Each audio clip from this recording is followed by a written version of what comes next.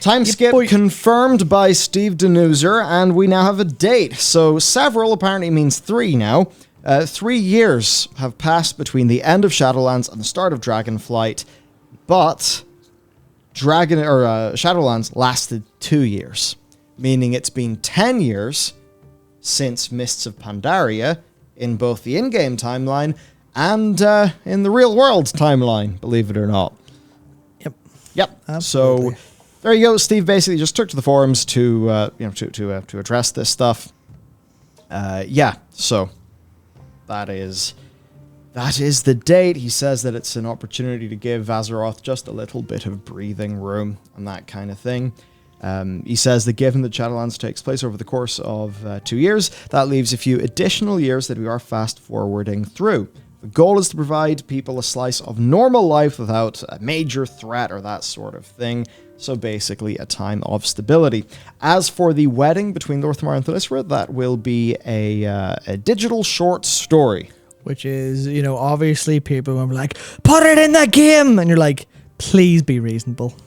Please. I think that was kind of like my response to a lot of this was, I saw quite a number of like responses to like the post itself, and then on Wohead like comment stuff, and a couple people on Twitter being like, they're not putting enough in the game.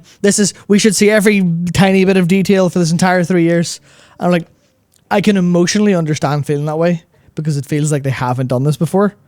But I'm just like, at the same time, there was not a single thing wrong with what Steve said, as much as it breaks my heart to say that. Yeah. It breaks my heart to say that, but he's completely right with everything. Yeah, some stuff doesn't need to be shown in game. Some stuff shouldn't because it's really boring.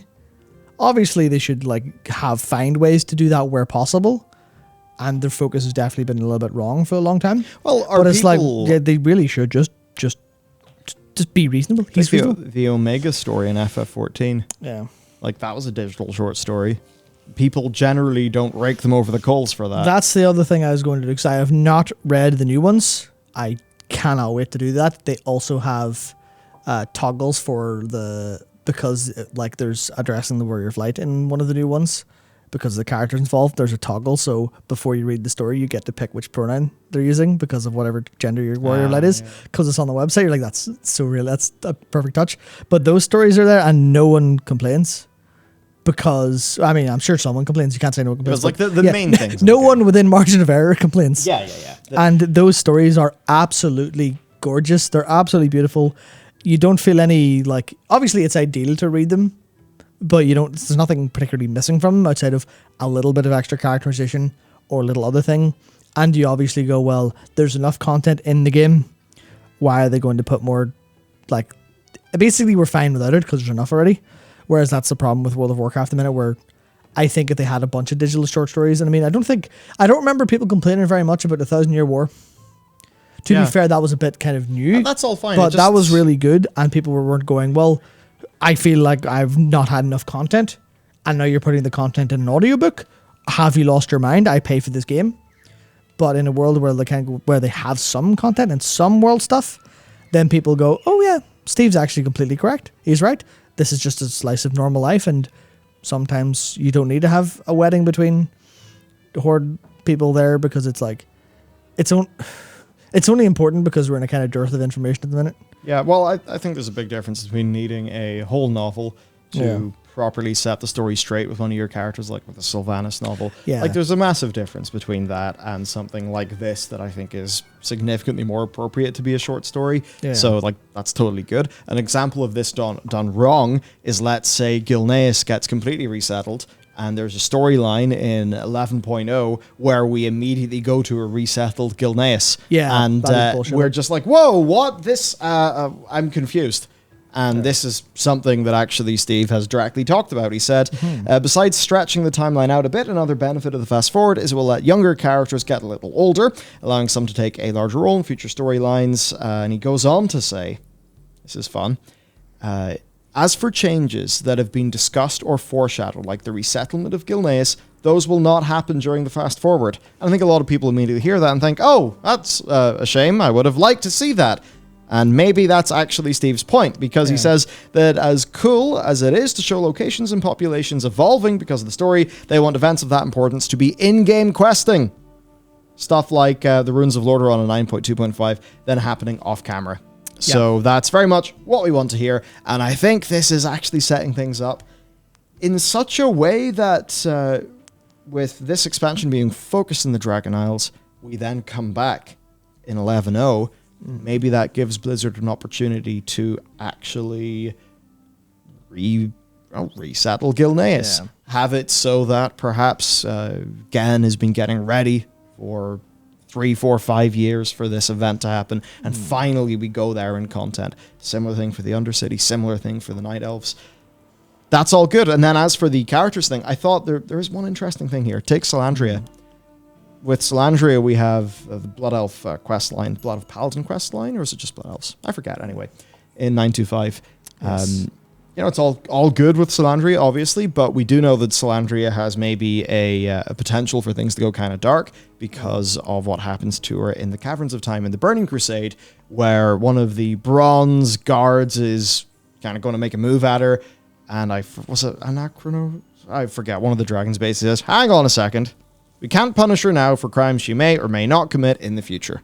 Yes. So by doing this time skip, maybe sort of, moves her along, puts her more in a position where she can go in whatever direction that story could go in. Obviously, characters like Anduin, they get a few more years of just whatever downtime, because we don't really know what's going on with Anduin, but downtime to get over shit. Because he's had a really fucked life. Let's see, he's a child, and when he's a child, his mother gets killed. It's pretty bad enough to traumatize you alone. So his mum gets killed, and then his dad is abducted. He's kidnapped to become Wolfman. Yeah, his dad then splits in two. Yeah. And then the two of his dads merge. So now he's got one dad again. But Varian's also a funky dude in some capacities. They see the world in very different ways. He eventually goes to Pandaria. Sees fully war going on everywhere. Gets almost killed. Yeah. Very near-death experience. Slapped down by gosh. And then it just kind of goes on and on and on. He's had such a shit life in so many ways that, I don't know, a few years of just him mulling over things I think will do good for the character. Yeah. And do good for the world. Because when it's just like disaster, it kind of gets a bit implausible. Yeah, Anduin's a really interesting one because it very much, to me, toes the line. Because it was... Kyle Lee was saying earlier, it's about the line between what's essential reading and what's additional content. For this entire thing of what people feel about how much content there is in the time skip and stuff. And that's very much like, oh, hey, there's, is this essential reading? Is this additional content? And that's where, Anduin specifically, because is it in Shadows Rising? This is Shadows Rising, where there's a whole segment where he, disguises who he is and goes down to the pub for a drink. And then, Jaina recognizes him and goes, talks to him, whatever else. And it's literally, he's trying to escape the pressures of being king. He's trying to escape the pressures of all that stuff. And, by using shoe polish on his hair to dye it black, which, I didn't do anything to his face, whatever. But, that's stuff that, some of that to me feels like it could be considered essential reading. Because I don't remember really ever getting that vibe from him as a character in the game. I mean, there probably are parts. But it's like that, to me, that specific event kind of toes the line between essential and additional. And I could absolutely argue for both sides of it or either side of it. And that's where gets a little bit kind of, a little bit dodgy. Where are you sure, World of Warcraft team, are you sure that you're giving the correct idea of Anduin in your, story here? Or are you just kind of cutting a little bit of content and cutting a little bit of oh no, we don't really have time in this cutscene to show his emotional reaction to this. We don't really have time to get some extra dialogue in with him because we don't have the framing for that and how our story's designed and written and storyboarded and stuff. And then a lot of the heavy lifting is done in books, as obviously it was with Sylvanas, where that's clearly Shadowlands didn't manifest in the way they wanted. So Christy Golden had all the heavy lifting. And that's the worst version. But then, obviously it feels a little bit that way for Anduin. And then there's like, I would say that I think Donuts is right by saying it would be cool to like do the weddings and stuff. Would make the world feel more alive. But it's like they do have literally an amount of content they can make, and they're not making enough. But you can't expect them to make literally everything in such a massive world. And that's a thing where, like FF14 is an example, because it's obviously the prime example of an MMO doing a story super right. It has a substantially more narrow cast that it rotates a lot more often. Yeah. And they almost never set up events that will happen majorly, at least as far as I can remember, like major character changing events and things that are super tied together. So like, it's never you never see a character again and go, oh, I wonder what happened to them in the like past time. They usually have a way to go, oh, for the past 2 weeks, like in like 2 lines of dialogue, oh yeah, for the past like 2 years, I was just off doing this thing. Wasn't a big deal, but I'm slightly different now, and that does the job. Whereas we just see characters come back and be like, yeah, here's what happened to you in the last 4 years. Nothing's happened whatsoever. And that's a feel where they do need to put some of that in. And that's kind of the thing where they need to put some in, but not everything.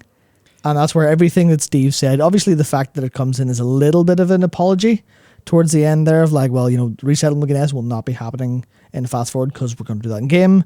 And, Ruins of Lordor happened off camera. Let's not have off camera things happen again. So that kind of like makes sense there, I think, where that's just like, that's the kind of the ultimate problem. But then FF14 gets away with the characterization because, as a video going up tomorrow will confirm and kind of highlight, they go out of their way very, very often to go, well, we could cut here. We could get this content done way quicker, but no, we're going to have this scene where, all the dialogue that's said for the story to move is said. But when we're here, here's 15 seconds of the camera lingering on a character while they're emoting, while they're acting. And there's a really strong example of this that I highlight in tomorrow's video that's just like, you didn't need to do that, but you did. And now I understand that character and the reaction to this situation so much more. And that's the kind of stuff that World of Warcraft doesn't yet do, because of how limited their general acting capabilities are with their characters within cutscenes. And obviously they're trying to improve that, and have improved that drastically, but they need to get whatever's done to the pipeline to be able to do that more and more often. I think that's kind of the important part of like why sometimes you feel that way, sometimes you don't. And it's in the quality of it's basically in the things that they should be showing you instead of telling you, and they don't even have time to tell you. But they need to show you all this character stuff happening, and people don't feel shown enough. So that's why people go, well, fuck you, Steve. We need to see everything in the time skip. And it's like I always kind of related it before. It's hunger. It's people for a game are hungry for content. Once they are satiated, extra content is just a bonus. But when they're hungry, no content feels worse. Yeah, basically. And you never... often I have found you don't really get satisfied by the in-game story. One of the rare times that happened for me was 9.2.5, because I logged in, there was a quest line. That quest line was paced and everything to tell the full story. I sat down, I did it, saw the story, I was pleased with the story, it was a good little experience. And that's very different to, say, the most recent campaign, right? Yeah. In Azeroth Mortis, where... I mean, let's be real, most of it was pretty boring. The bits that I was interested in were glossed over mega quick. What I expected going into that patch was quite a lot of time spent with Sylvanas. Oh yeah, that was the obvious thing, right? And the way that it actually happened is I clicked on Bolvar and he played an MP4. I was like, really? So Sylvanas just shows up and off we go? Instead of a situation where I think they could have made that story feel a lot more personal. They could have integrated Sylvanas in a hell of a lot more, which probably would have made sense. I mean, so far, there's good enough things going on in Dragonflight. It's just obviously we don't have any of the cutscenes in yet, and we'll need to see what their endgame story plans are. What I do like about the endgame story plans, though, is for each one of the major factions, they do have a post-questing... continued story at endgame that you unlock as you go through the renown. So that could be good. Right, okay. Time skip, I think overall probably healthy enough. I mean, probably obviously, healthy yeah. enough. I think we need that bit of separation. It opens the way for Blizzard to make some major enough moves back in the home continents in 11.0. Very much hope they do that.